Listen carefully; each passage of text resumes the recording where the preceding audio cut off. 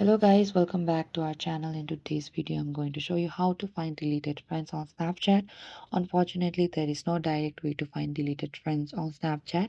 When you delete a friend on Snapchat, they are removed from your friend list and you are removed from this. Snapchat does not keep a record of deleted friends, so you won't be able to find them again through the app. But if you remember the username of a friend you deleted, you can also try searching the username. So go to the Snapchat, and in the top right corner there's the add option. Go there, and from here tap on the search option over here, and you can simply try searching for the username in the add friends section of the Snapchat. However, if they have also deleted you as a friend, you will not be able to add them again unless they add you back.